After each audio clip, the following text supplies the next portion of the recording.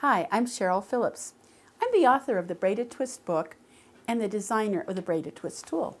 Those two come together in a packet. See the runners behind me? There's 6 of them up here. This one is reversible. So actually there's 7. If I made them all reversible, I'd have 12 runners. Takes up a lot less space, uses a lot less fabric. So a reversible runner is ideal. And that's what I'm going to show you today. Here's this side, and we have green on the back. Let's get started. For this video, I'm going to be using my Braided Twist book. In your book, turn to page 26 and 27. This pattern relies on the earlier parts of the book that teach you step by step some of the things we're going to go through rather quickly. I've selected this fabric as fabric A.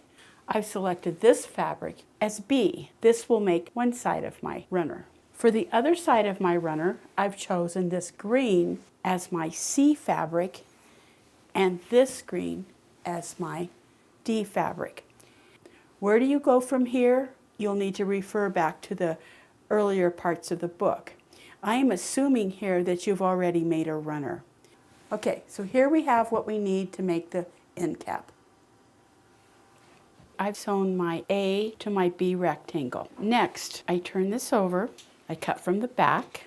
Now for the second half, we can cut this right side up and cut here. Next, to construct the end cap, I will sew from here to here. You can see here, I've done the same thing with the C and D fabric. We'll put them together. Now I'm ready to sew. We have our 2 end caps, and you can see I've sewn all the way around on both of those. This is the black and white side, and this is the green side.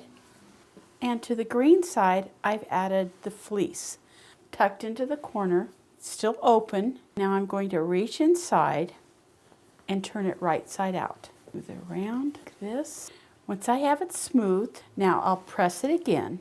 I'll open this up, and I will straight stitch along here and along this side as well. For each of the rectangles that are left, we are going to cut half circle pieces and cut around. So we've cut your piece of A and another, 2 pieces of B, 2 pieces of C, and 2 pieces of D. Now, this is the time where things get a little tricky. So let's go back to the book, and we're going to look at this diagram here. So we have A and B and C and D.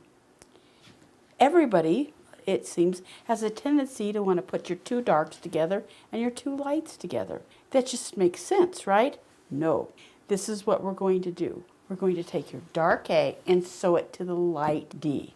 So A and D are sewn together, like this. We'll put those 2 together. Again, D goes to A. So it's the light green and the dark black. Now we're left here with B and C. We're going to put B and C and A and D. Now I've got them pinned, and I can sew them together. Now we have our 2 pairs sewn together.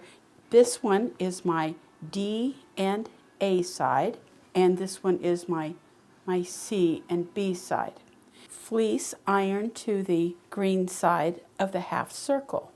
And I turn this inside like this, smooth it with my hand, and I'll press that, and I'll edge stitch it along here, the end cap, and place it here. We'll place the other one here, only we're going to put it with the CD side up, which is the green side. So this is our B fabric on this side, and we're going to do B half circle next. But to do this, we're going to put it so that the green C side is up. We'll match clip to tip, and pin. Again, it's B side, and so this time we're going to put the B side up. And for our last piece, we've got our end cap, and we will put the C side on top. Pinning this end cap out of the way, but let's just review. This is A B side up, and this is the B side down. B side up, B side down. So you can see this is our B side. And I'm going to sew here. I'll turn this around, put it under my sewing machine, back stitch, sew 1/4 inch seams all the way down to here and then back stitch. So we've sewn here, back stitching here and here, and we're ready to sew the next part. This will be our A side, and here are my two A half circles. This one is up, and now this one is going to go down. So A is down. But rather than putting it on top, this time on this side, we're going to slide it under. So I'm going to match tip and clip. So we have A up and A down. For the next one, we want our A to come up, and we'll slide it under, just like we did the previous one. And this time, A goes down, and this one is up. And we're going to pin, tip to clip, tip to clip. So let's review this one. We have A up, A down, A up, A down. And now I'm going to sew on this side. To be able to get to that side, I'll turn it around. This is where my sewing machine foot will go. And the best way of getting to that is to pull this side up and over to expose the pin side. And I'll peel that back. I'll start here and I'll sew all the way down. Now you can see I've sewn it at 1/4 of an inch back stitching. And I can open this up and we're ready to twist. So we're going to twist and twist and twist. Now, where did all that green go? It's right here. Yes, when you first twist it, it doesn't lay nice and flat. Pressing is required to get it there. We have a full 45-minute video, the link is here, and you can see the tricks of how I get that pressed. And then those curves are fused down. And here's your green side. I'm going to go press now. Okay, everything is pressed and fused, and here we've got it. Our table runner that's reversible. I hope you enjoyed this video. Hope you'll watch our other braided twist videos. We have quite a few. And be sure and subscribe to our channel. It really helps us out a lot. Thank you.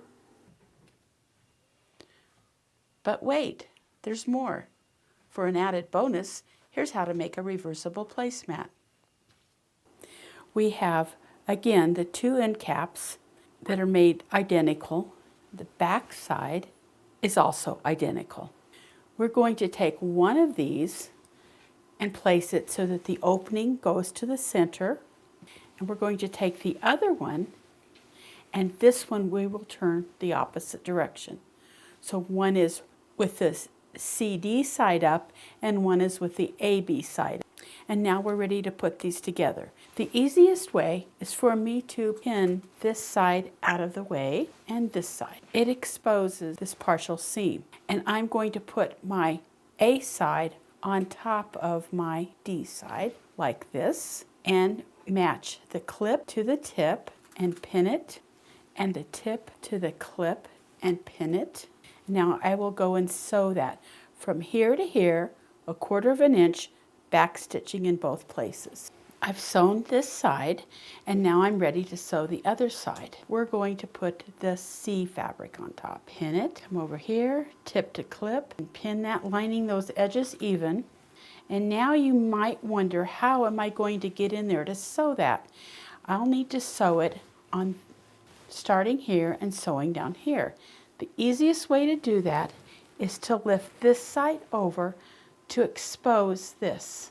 So when I go in to sew, I'm going to start here and back stitch, sew all the way down to here and back stitch again. I will put one more pin in there to hold those straight. Off to sew. Now I've got both sides sewn, and now I can take this and twist it. And there's your black and white.